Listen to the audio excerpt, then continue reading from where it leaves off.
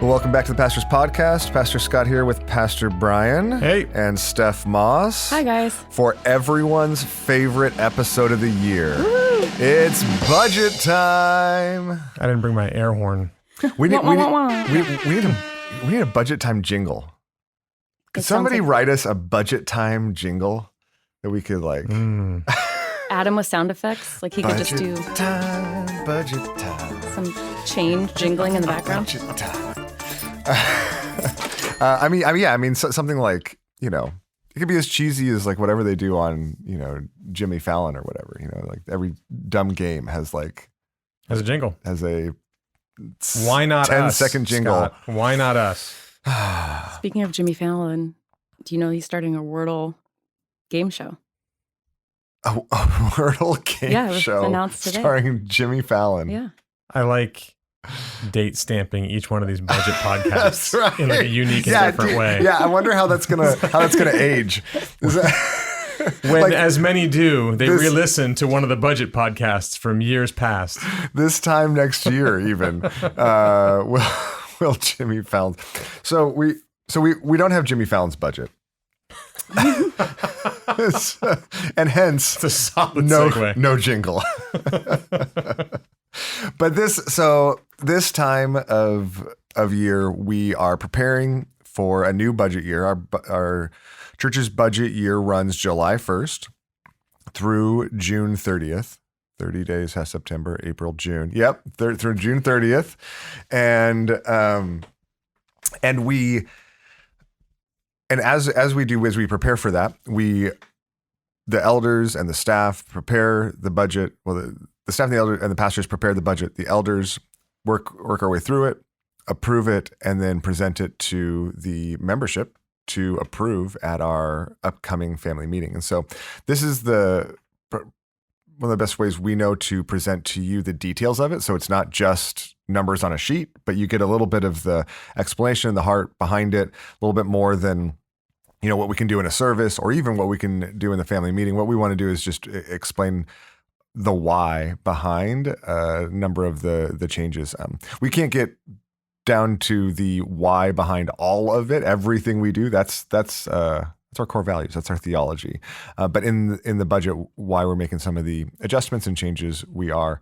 And we do this because we believe transparency is really important, and that us walking through this as a church family, this is a family budget. It's not an institutional budget where we simply, you just kind of hear about it and hope that this is a family budget that we all not only agree to, but commit to together and commit to meeting this budget through all of our generous giving together. And so that's why we want to go line by line, explain to you what's going on. And so if you attached to the email that went out is the full description. This would probably be easier for you if you follow along, although I recognize you're probably listening to this while you're driving. So if you're driving, don't follow along. But if you have it in front of you, if you are interested, all the specific numbers, you can have them in front of you, and hopefully that'll be helpful as well. And so as we jump in, I'm going to start with just the first page, which is a summary of our income over the last number of years, our forecasted income next year, our expenses over the last couple of years as well, and our budgeted expenses for next year. And so a few changes took place last year. This time last year, we were well below budget, and we were anticipating what looked like a 10% decrease in giving from the previous year. Remember that, Brian? I do remember that very, very well, Scott. This was remember that. It's a tough time last year. This was a more difficult podcast recording last time. Yeah. And things go up and down, and it's not like existentially difficult. We've had it happen before, but it's not fun. No. And that was after we projected that there was going to be a 10% decrease after we had budgeted a 5% increase, and so that left a pretty significant gap. If you remember, though, we ended up just after talking about it here in whatever mid-May. Mm-hmm. By the end of June, June 30th, as I've confirmed, we had ended up basically bringing in what we had brought in the previous year. So we didn't completely make our projected budget, but we had brought in what we'd brought in the last year. We were flat over the year before, which was incredible, and the result of just some incredible generosity in May and June last year. We're so thankful for that. And so if you remember, if you were here, if you remember, in August, we reinstated a number of the budget cuts and presented and approved that at our family meeting as well. And so and I say that, I tell you all that for context, because as you look at the budget numbers from 25, 26, as we go through this budget, they represent the amended budget numbers. So the ones that weren't our original presentation with the more steep budget cuts, but some of the cuts had been added back in, and so it doesn't look as drastic. We didn't include the original and the amended in the budget here. The numbers that you see here are the amended budgets from last year. Since then, however, giving has been incredibly strong, and we are on pace to bring in somewhere between $100,000, maybe as much as $200,000 more than we originally budgeted this fiscal year. And we're not only in a different place, almost in the opposite place we were last year. And that's just an incredible. This is a more fun blessing. podcast. Yeah. And so as a result of that, we're able to reinstate the rest of the needed cuts that we made last year and take some important steps forward as we look to the coming fiscal year. And the surplus this year will allow us to do a number of things. It'll allow us to solidify our cash on hand as our budget grows, right? As our budget grows, we need more just cash reserves to weather the ups and downs throughout the year, so that each one doesn't become a crisis. Also, it helps us to weather the inflation that everyone's experiencing. And also, as we walk through this budget, you'll see help us make some important steps forward as we seek to care for our growing church. The growing church has growing needs, and we're trying to be faithful to that. And so we have budgeted on top of what we project to bring in this year. We have budgeted a modest 3% increase. So we're not going to budget that we're increasing like we increased this last year, but a 3% increase in giving for the coming year, for the 2026, 2027 fiscal year. So that's basically the first page here. And if you go to the second page, you'll just see the relationship between our budget and our actual offerings over the past few years on this chart. You can also see how when, things look like they're going down, we're not great at estimating what the chart also shows in that sense is that you're also all often even more generous than we try to conservatively project, and that's an overwhelming blessing. So, with that, any other overall thoughts before I jump into the nuts and bolts, Brian? No, I mean, it's budgeting is a crazy thing at a church, and we've been really blessed to have a very generous church, very, very faithful people. So it's made a lot easier by the generosity of the people that we have. So, the reason you're about to hear Scott talk a lot about very specific line items is because of how careful we want to be with the money people give and use it in the ways that are best for the church and for the people and for the city. So, details matter with stuff like this. We want to be very cautious and also very careful in how we spend the money that you give and that God gives through you. Absolutely. I also say, I heard cautious, careful, but also I love this process because I think it's really cool to see how God provides through the local church every year, and the process of stewardship, from my perspective, watching our staff do it and our pastors do it, and then the church respond to it is just really, really beautiful. And so it's, just another way that God is working and shows us that tangibly through the budget process. And so for me, it's also, there is a lot of careful stewardship, but also to really see the generosity and how God uses people and this whole process to just glorify him, and the work that he's doing here is really, really cool. Mm.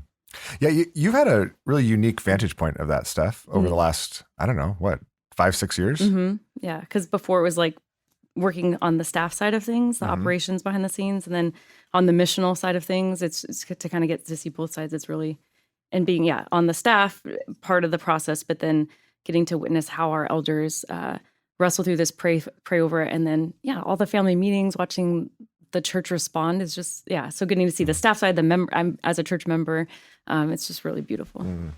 And so, as many of you know, Steph was our director of operations for a number of years and helped oversee this whole process. Now she continues to help us with our missional partnerships, but she's also really committed to helping us launch the community center and a childcare center this coming year, this year.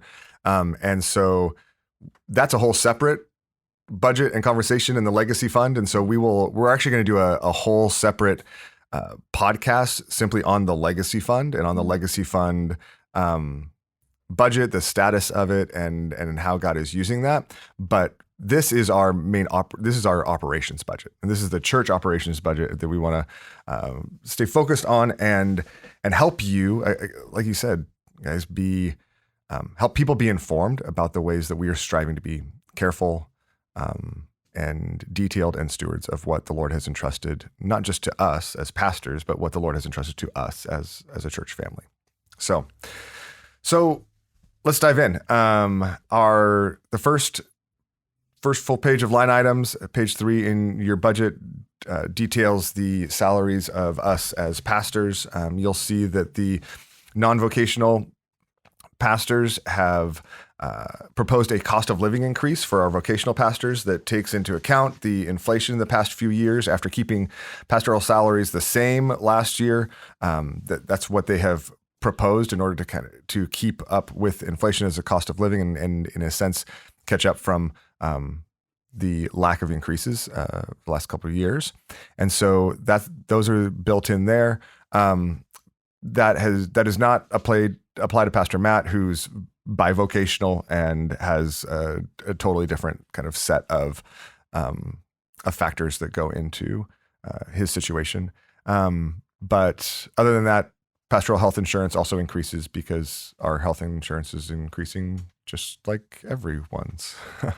But it's pretty self-explanatory. So on the following page is our administration budget. There's you'll see on the staff side, a lot of the numbers stay basically the same, but hours and roles has shifted. And so I think it's probably helpful for you to know that the numbers for this year represent $1 an hour cost of living increase for all of our hourly staff, right, Brian? Yep. And as well as the state mandated cost of living increase for all of our salaried staff as well. And so those are built into those numbers. We've re-added into the budget some important tools for our staff, collaboration tools. Collaboration tools are things like Realm and Planning Center and all sorts of things like that. We reinstituted the line item for computers after cutting it out last year because that is a tool that our staff. Someone's going to need a computer. Somebody's going to need a computer. I mean, we basically we added like one computer back into the budget. We have a race to see who can keep theirs the longest, and Scott won pretty handily a few years ago, and now, he finally had to knuckle down and get a new one. Yeah. And then we took it out of the budget. So nobody else is going to need one, right? So that's just mainly a replacement cost. Ongoing, not to mention new staff, things like that. We've added the cost of, we've also, and this is kind of new, but new and old, we've re-added the cost of an independent financial review back into the budget after not having one since COVID, for a couple of reasons. One, having an independent financial review, we rediscovered is a part of our bylaws. And so we need to be doing that. That's actually a separate conversation that you're going to be receiving some updated language on the bylaws so that we would require to be doing that regularly, but not necessarily annually. Regardless, it's been a long time, and it's an important part of just us being a steward, particularly as our budget has grown so significantly, is having an outside independent accountant look over everything and do a financial review for us. And so that is back in the budget this year as the budget continues to grow. I think that's about that. Anything else? If you're following along, you might know this already, but you'll go up to like office manager at the top, and it says like this weird number, 35,152. That's because the way Scott does this, which is actually very helpful in like the broad scheme of things, is very confusing when you go line by line. Scott does this thing where like if people on staff technically do like two different kinds of things, he separates out their salary so we can see how much money overall goes to those different things. So administration, that's Nancy, is like our office manager, but she's also our director of counseling. Mm-hmm. And so if you want to see like how much money is going to administration versus counseling, you got to kind of break up her salary into these two buckets. Mm-hmm. And so you see that throughout in various ways. You see a weird number next to a staff member, that's probably what's going on. Yeah. Particularly if there's like, 52. Right. that's a good sum. We didn't have enough to play her to 55. No, and we don't do it like, we don't overdo it in order to like confuse the budget, right? But there are some areas, and I think that's a perfect example, where half of her job is administration, half of it is programs. And so to get a sense for us of what it costs to administrate the church and what we've dedicated to programs, it seems appropriate to drive those things up. That's a helpful reminder. The only thing I saw that maybe we would touch on is the credit card fees. Let's do that again. It's an annual. If they're listening to this, I know. I'm pretty sure they're the ones that don't do this. But tell your friends, tell your neighbors, tell anyone who gives to the church that if you give with a credit card and not like an ACH transfer from your bank, we pay for that. So like we had to increase it. So it's like $10,000, which is a pretty significant like percentage when you think about like the budget for people who are like, yeah, we'd rather punch this set of numbers in versus this other set of numbers. But if you punch in the other set of numbers, it could save us $10,000 a year. Yes. So that would be ideal. Y'all, I love credit card points. I love credit card points. Like I travel on credit card points. I use it like I love strategizing credit card points. But I don't earn them through my gifts to the church. And I would encourage you to do the same.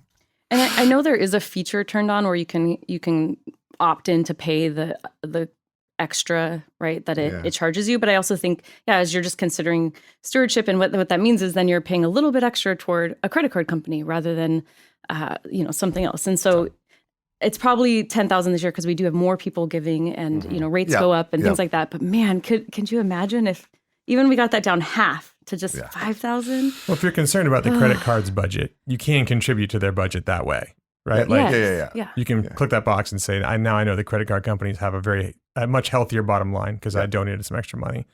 But you could also just think they're doing pretty well overall as is, and just not do that and just use your bank instead. I wanted to highlight it because I was just going to let it go, Steph. After years and years of well, the reason why is because somebody recently had said that they thought it meant that it's what costs us to be able to even allow credit card pay, right? Like so, like it's kind of like a fee we have to pay to have a credit card service. So no. So I just wanted to clarify in case you're new and you haven't heard this. If you don't over the years, use your credit, if you use a bank transfer instead of the credit card, that means we don't have to pay that. Yes. That percentage. There you go. $1,000. All right. So that's administration going. Well, are you going to skip expense accounts? Oh, well, they stayed the same. They did. I'm really only talking about it. So they did say the same. Notice the two at the top. All right. I'm messing with you. You guys need it and you use it a lot more. Extra hungry. And if somebody's new in the church, it's extra hungry. No, they say the same. It's fine. Okay, yeah. But if you're new to the church, the difference in expense accounts is largely tied to simply how we use them and our various different roles and the differences in use. And so we don't make it equal for the sake of being equal. We budget it according to usage in our various roles. On to facilities. With facilities, I will point. Well, okay. So a couple of things to maybe point out in the salary side. One is for the director of facility and maintenance. That number's like remarkably low. Like we're getting a huge bargain. But a huge part of that is because half of that, so this is another one of those half examples, half of the director of facilities salary is coming from the legacy fund because he works as a project manager for our large projects that are funded by the legacy fund. So we have basically a project management fee as a part of those projects that pays for the other side of that. And so it in a vacuum, it would cost a lot more to direct our facility and maintenance. But because of those dynamics and the other things going on, that's a real benefit. Secondly, the custodian and landscaper you'll see went to zero, and you're like, we're gonna let it grow. Back to nature. That's right. Our longtime custodian and landscaper Edwin retired this past year, and as the staff were looking for a replacement and how to kind of make up for that, instead of rehiring him kind of position for position, they reallocated those responsibilities and therefore those funds to other line items, to other areas. So you'll see two down. Exactly. Yeah. You go down to janitorial and maintenance, you'll see there's a significant increase there. Well, that's a part of it. Landscaping services, we increased our landscaping services instead of kind of rehiring that. So that's just that $32,000, even though it looks like it was gained back this last year, it wasn't gained. It was just redistributed to other line items. Other than that, if you go down to repair and maintenance, we reinstituted money for the large repair savings and planned maintenance. Those are the type of like large projects, like the caring for the wrought iron fences around the entire campus, roofs, the repaving and painting of the parking lot. Like there's just a lot of those. There's a long list of those projects. And so this is us committing money each year, ideally to either be used for that or saved up for, maybe over a couple of years for a $50,000 or $60,000 maintenance project that's required. The repair line item went up. That's actually not a net increase because that is also a part of what was redistributed from the custodian landscaper line item. And our water and power and sewer is going up because we're using the building more. Which is a good thing. It is. Mm-hmm. It is. That actually might also be partially impacted by the fact that I think we're only about 80% of our solar panels from the damage done with the winds last year. And so that's one of those projects to get those fixed and things like that. I just want to say a shout out to Mark because I know some of these line items, he helped us save money. Like I know the alarm system testing the cost went down, and he's just doing some digging and figuring out where we can cost save. And so that's actually a great point. He's been doing great. Yeah. And then you get $4,000 back, and that's less than half what we get back if people didn't use their credit cards. He worked really hard to get that $4,000. He worked really hard. And all we'd have to do is punch in a different set of numbers once.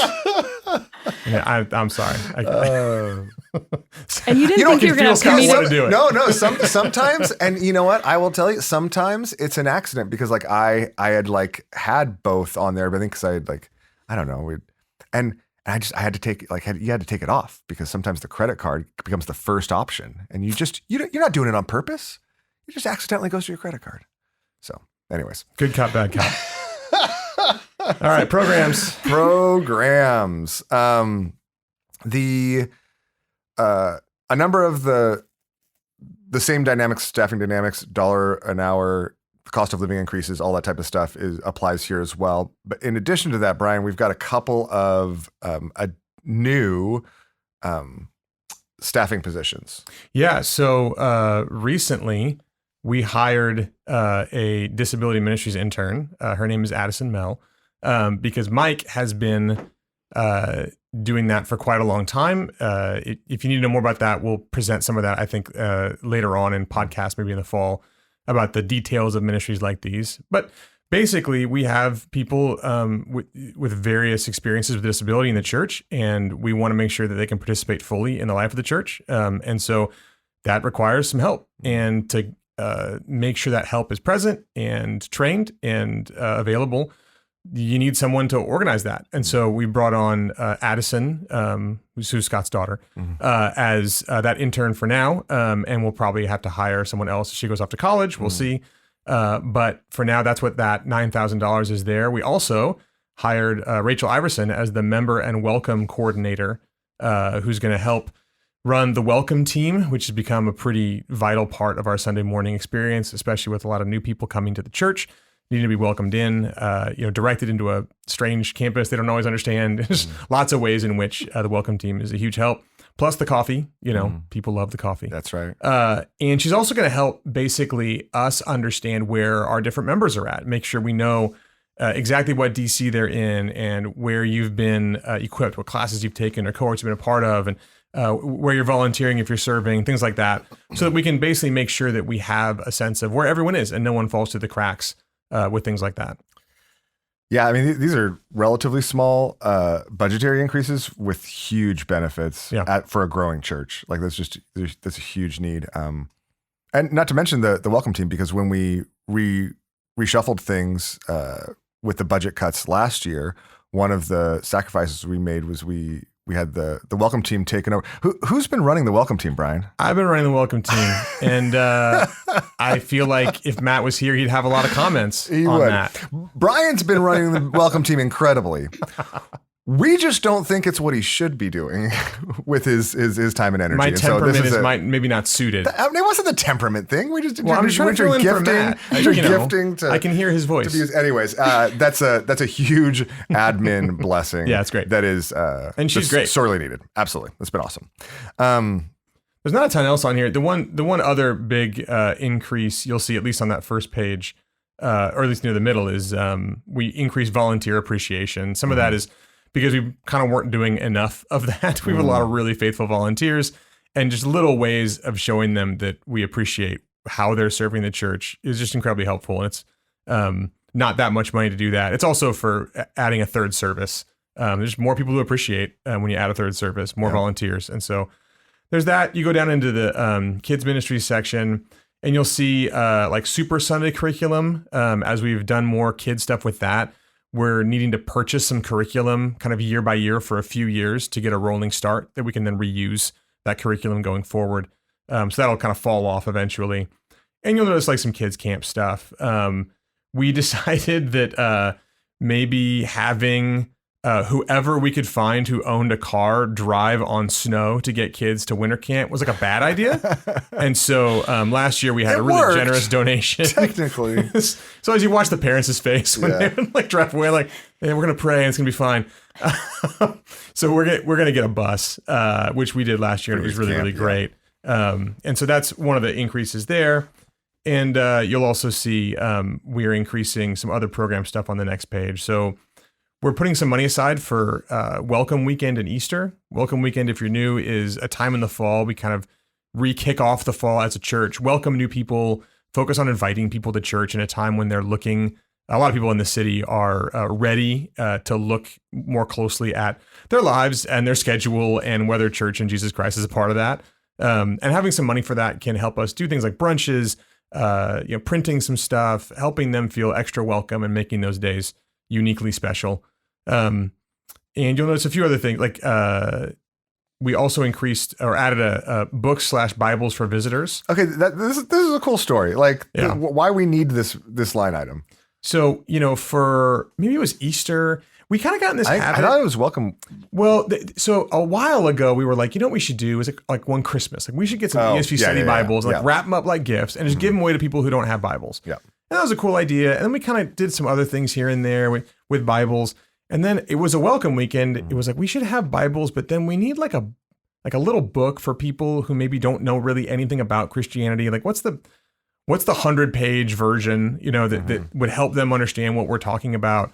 Because a lot of people come to the church and they really don't have a lot of background and they don't really know what it is we're talking about. And you can't always get that in one Sunday, right? So we started doing that on Welcome Weekend. We're like, we should maybe do this a little bit longer. We have some extra books.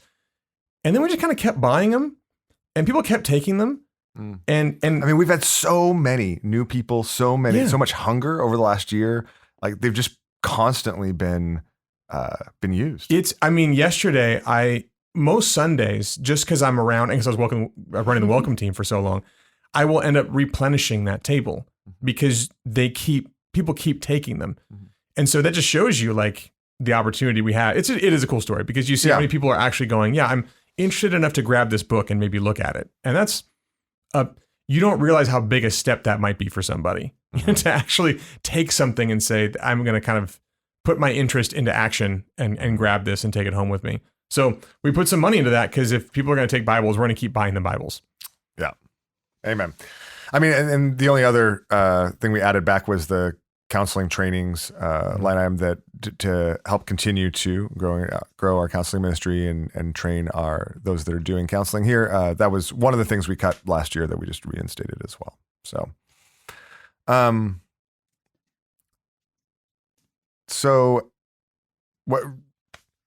what's your question? What's your question, Steph? I was just thinking. I paused too long to let it go. I was going to, and then like you can post edit that out, right? Yeah. I was just going to say, if anybody's new, I know looking at maybe like retirement contributions, like the heart behind that, the pastors get a retirement, but also that the full time like exempt staff also have kind of that number changes based on how many years of service somebody has been.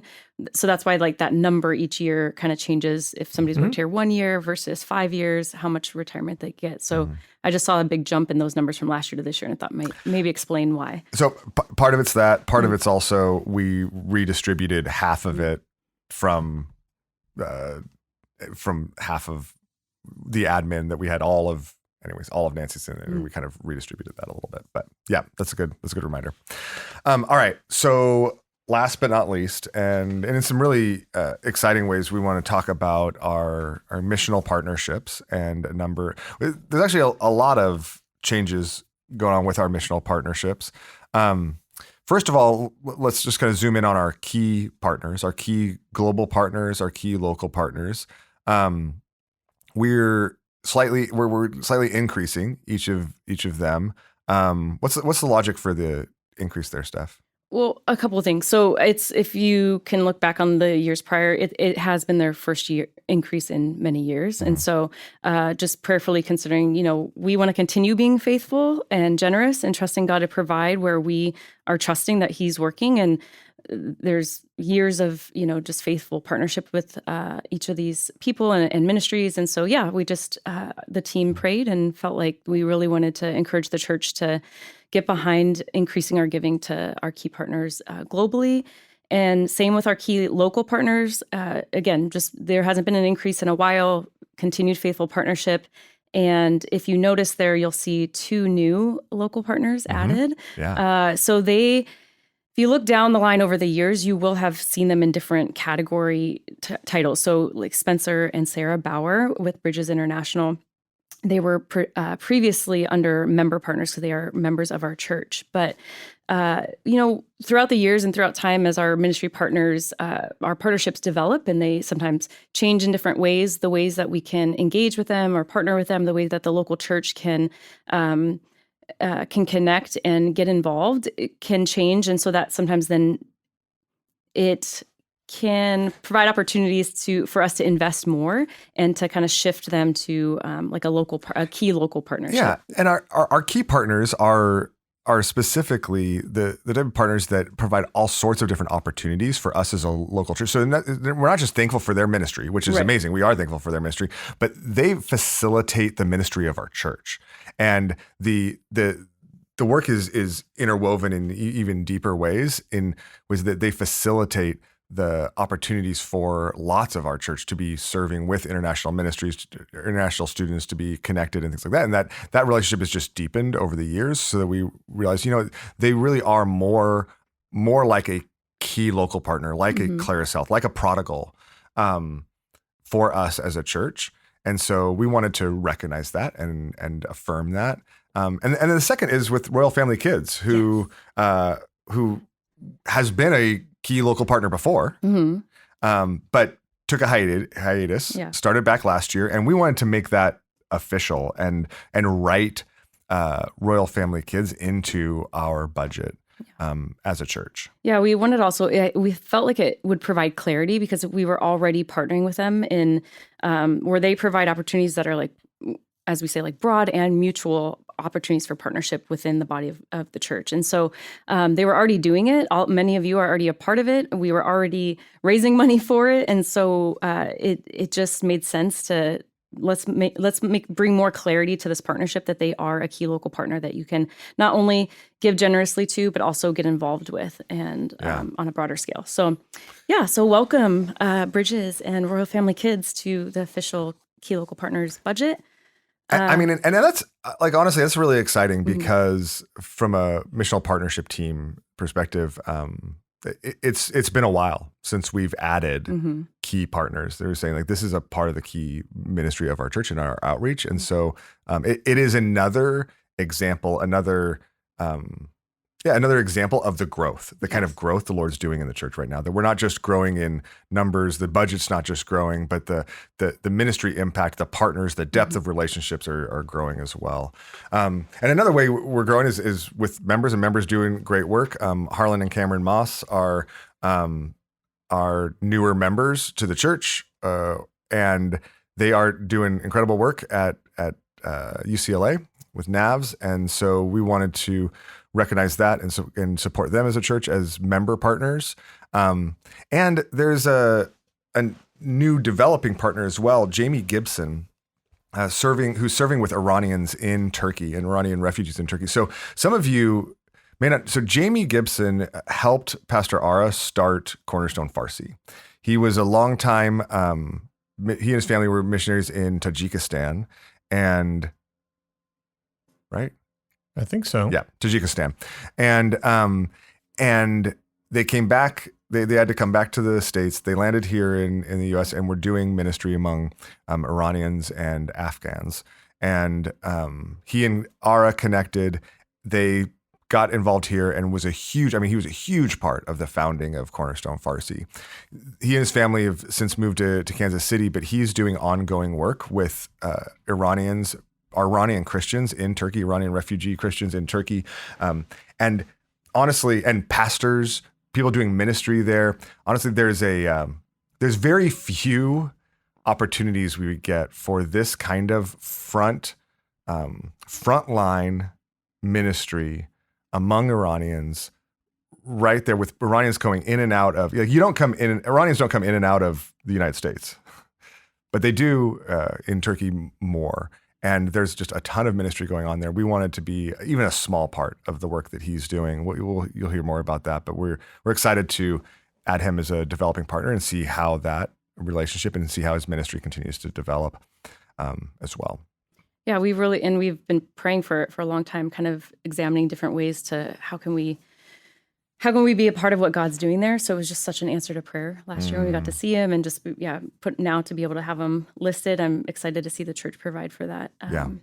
Absolutely. Yeah. I mean, it reminds me of both the process of this all takes. I don't know. We met like 6 months ago or whatever, and I'm like, Jamie, we want to do something. Like, how can we be a part of? We were basically asking him, how could we be a part of this? And this is kind of the end result of that. So, we increased a couple of other line items, short-term trips, because there's a lot more short-term trips, and we want to make sure everybody who has a heart to go, who's called to go, can go, and so.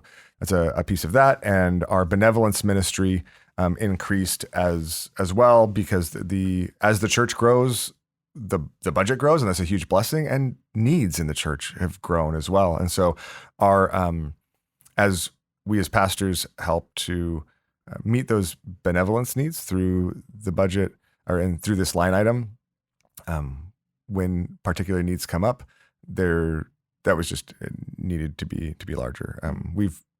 We've talked about moving that off the budget. We may have future conversations about that, but regardless, there was more that's needed there. So, I just wanted to add that when you said the short-term trips, it's also including we're having a more regular rotation, right, of visiting about 2 of our partners every year, but also we're doing a lot more sending out. Where it's not just short-term teams that we are facilitating, but also a couple people who are considering and being sent out for longer term kind of stints, like a longer term internship with some of our partners. And so there's more of that brewing and coming about. And so having the budget to be able to support some of those people that are being sent is really exciting.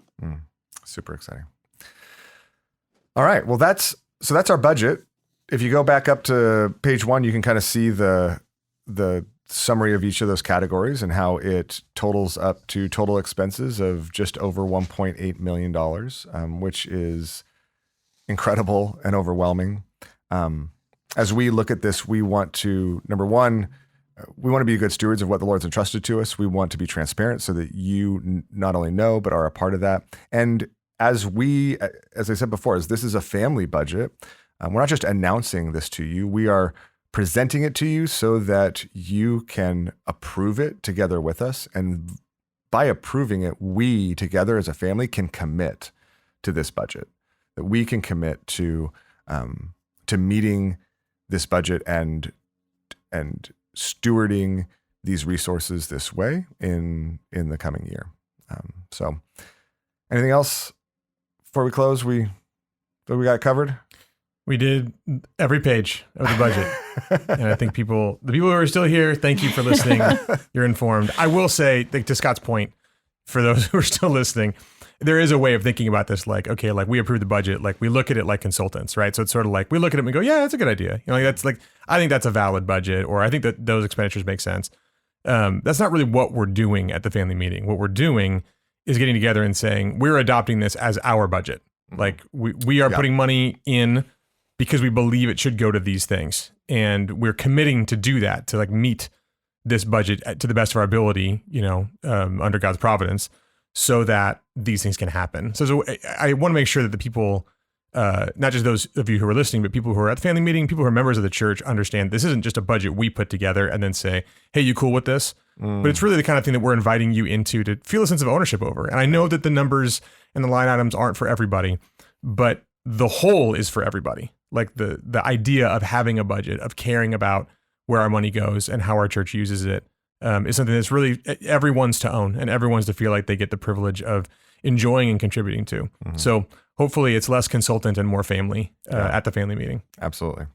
And in that vein, if you have any questions about it, if you have any concerns, if you have anything that you're like, I just don't quite understand, like, please feel free to reach out. Please reach out. We'd love to talk with you. We'd love to explain. We'd love to get your input, because this is ours together. So thanks for listening. Thanks for being so generous in so many ways, not just financially, but with your time and with your hearts for each other and for the city. Thank you for the love that you show in so many different ways. Thanks for being a part of this. We love you, and we see you on Sunday.